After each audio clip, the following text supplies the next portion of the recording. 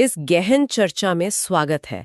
आज का हमारा जो विषय है वो शेयर बाजार की जो पारंपरिक सोच होती है ना, उसे पूरी तरह से पलट कर रख देता है। बिल्कुल। हम बात कर रहे हैं डीप वैल्यू इन्वेस्टिंग की।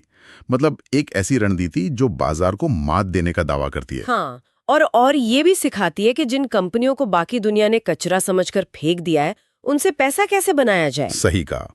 और इस चर्चा के लिए हमारे पास रिसर्च और डेटा का एक पूरा पहाड़ है, सच कहूं तो। एकदम। मुख्य रूप से टोबियास कार्लाइल की मशहूर किताब the acquires multiple, Joel Greenblatt का मैजिक फॉर्मूला और द इकोनॉमिस्ट का 2015 का एक बहुत ही चर्चित आर्टिकल भी है। और सिर्फ किताबें ही नहीं, हमने वैल्यू पिकर और रेडिट जैसे इन्वेस्टमेंट फोरम्स की असली बहसें भी उठाई हैं।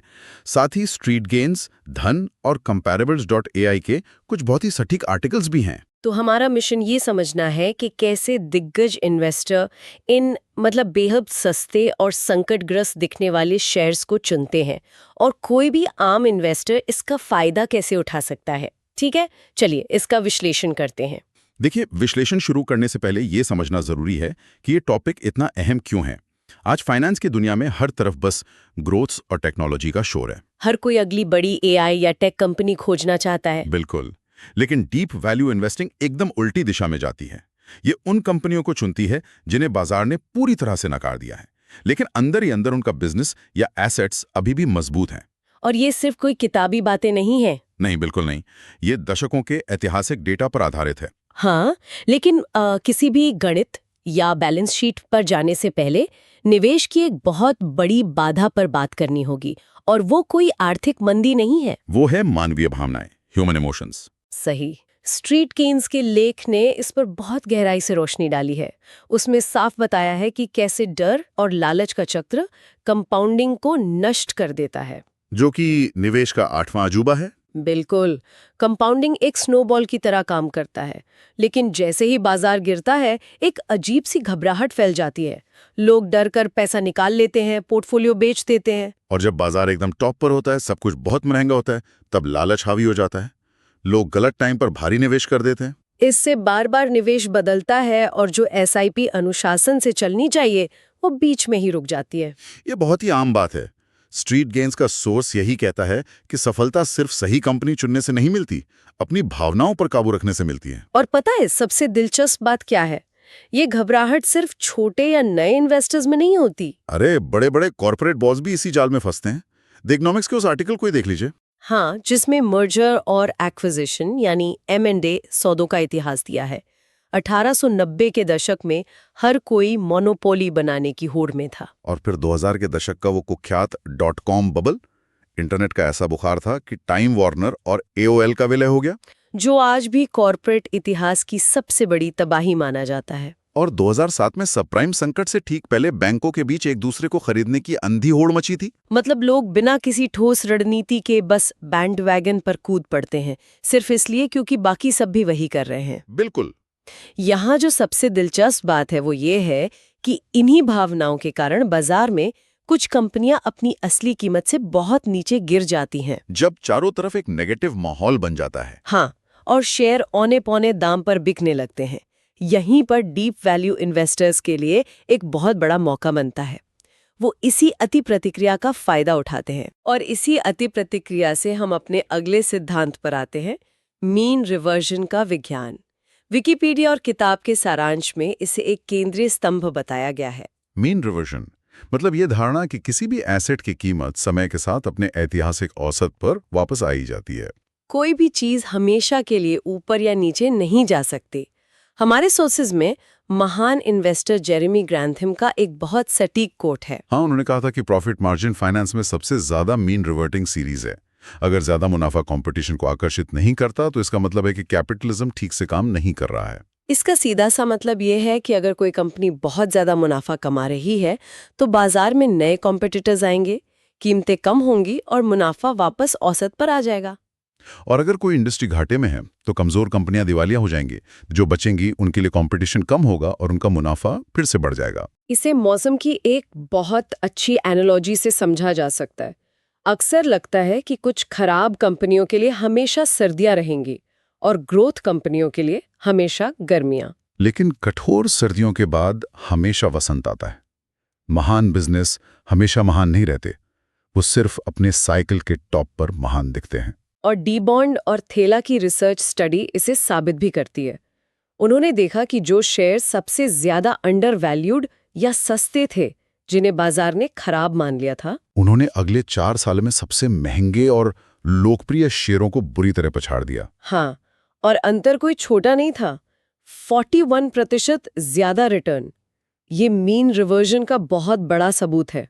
जो नीचे गया है उसे औसत पर वापस आना है। यहाँ पर बात बहुत ही दिलचस्प हो जाती है, क्योंकि अब हम सीधे टोबियास कालिसिए के उस फॉर्मूला द एक्वायरर्स मल्टीपल को डिकोड करने वाले हैं, जो इसी मीन रिवर्जन को पकड़ने के लिए बनाया गया है। कार्ल इखन, डेविड आइनहॉर्न जैसे दिग्गज इसी का इस्तेमाल करते हैं। फॉर्मूला तो बहुत आसान लगता है।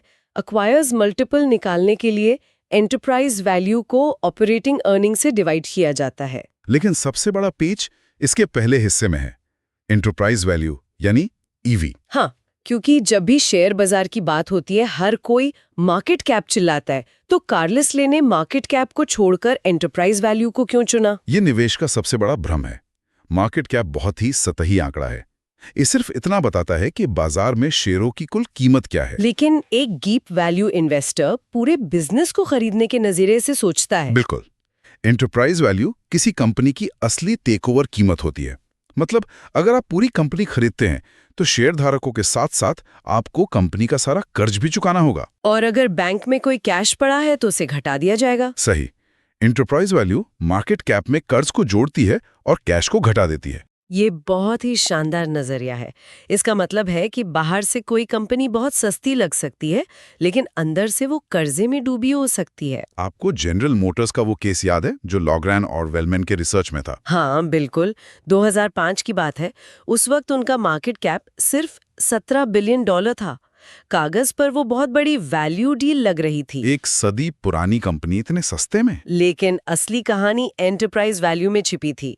$17 बिलियन के मार्केट कैप के पीछे उन पर $287 बिलियन का भारी भरकम कर्ज था। बाप रे। अगर कोई सिर्फ मार्केट कैप देखता तो उसे लगता उसने बहुत सस्ती कंपनी खरीदी है, लेकिन वो दरअसल कर्ज का एक टाइम बॉम्ब था। और 2009 में वो दिवालियां हो गई। एंटरप्राइज वैल्यू आपको इसी धोखे से बचाती है। अब फॉर्मूले के दूसरे हिस्से पर आते हैं, ऑपरेटिंग अर्निंग्स, जिसे हम एबिडा या एबिट भी कहते हैं। Earnings before interest, taxes, depreciation and amortisation. ज्यादातर लोग नेट इनकम यानी शुद्ध लाभ देखकर निवेश करते हैं, तो कार्लसले नेट इनकम की जगह ऑपरेटिंग अर्निंग्स क्यों लेते हैं?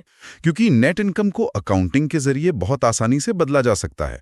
उसमें टैक्स की दरें, कर्ज का ब्याज और कई वन ऑफ आइटम्स शामिल होते हैं। जैसे अगर कंपनी ने कोई पुरानी जमीन बेच दी तो उस साल नेट इनकम बहुत ज्यादा दिखेगी। हाँ, लेकिन जमीन रोज तो नहीं बिकेगी ना।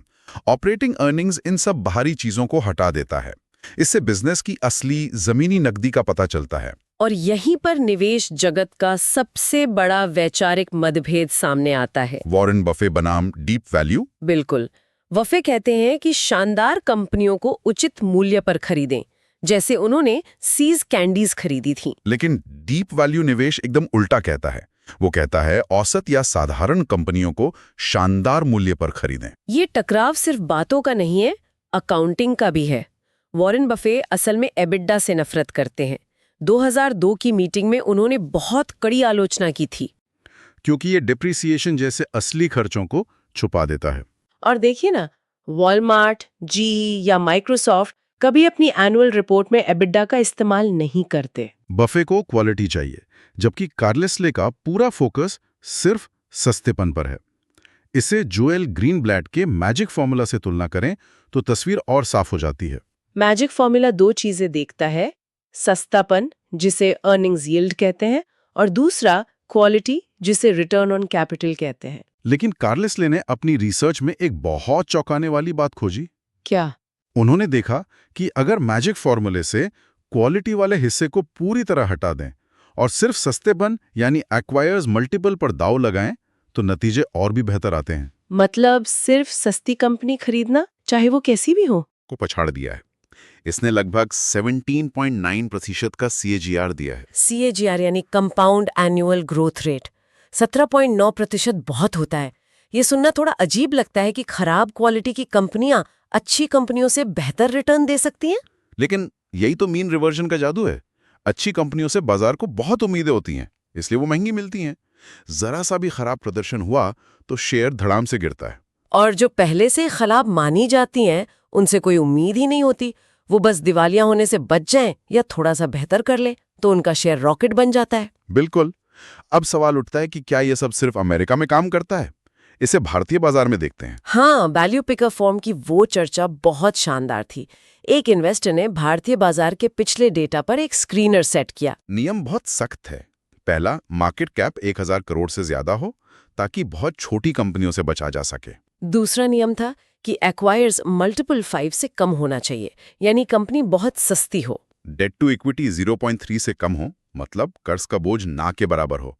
प्रमोटर की हिस्सेदारी 40% से ज्यादा हो। और आखिरी नियम ROCE यानी रिटर्न ऑन कैपिटल एम्प्लॉयड 20 या 25% से ज्यादा हो। और इसके नतीजे 10 साल में लगभग 37% का CAGR। 37%? भारतीय बाजार में इस तरह का रिटर्न तो बहुत बड़ी बात है। ये साबित करता है कि दलाल स्ट्रीट जैसी अस्थिर जगह पर भी ये रणनीति काम करती है। इसी बात को धन के उस आर्टिकल से जोड़ा जा सकता है जो कर्ज मुक्त स्मॉल कैप स्टॉक्स पर था। हाँ, टाटा XC और ZF कमर्शियल जैसी कंपनियों के उदाहरण थे जिन पर शून्य कर्ज है। कर्ज ना होने से एंटरप्राइज वैल्यू बहुत आकर्षक हो जाती है। और कंपनी को आर्थिक स्थिरता मिलती है। जब मंदी आती है, भारी कर्ज वाली कंपनियां डूब जाती हैं, लेकिन कर्ज मुक्त कंपनियां टिक जाती हैं। इसी को मार्जिन ऑफ सेफ्टी कहते हैं। एक्वायर्स मल्टीपल इसी को खोजने का तरीका है। लेकिन एक बात है, बाजार में हर सस्ती दिखने वाली चीज सोना नहीं होती। यहीं पर रेडिट की वो बहस आती है। सवाल ये था कि कैसे पता करें कि कोई कंपनी डीप वैल्यू है या फिर एक वैल्यू ट्रैप है। वैल्यू ट्रैप यानी वो शेयर जो आज सस्ता है और हमेशा सस्ता ही रहेगा, क्योंकि उसका बिजनेस मॉडल ही खत्म हो रहा है। इससे एक महत्वपूर्ण सवाल उठता है, हम इन्हें पहचाने कैसे? रेडिट पर इन्वेस्टर्स ने इसके कई लक्षण बताए।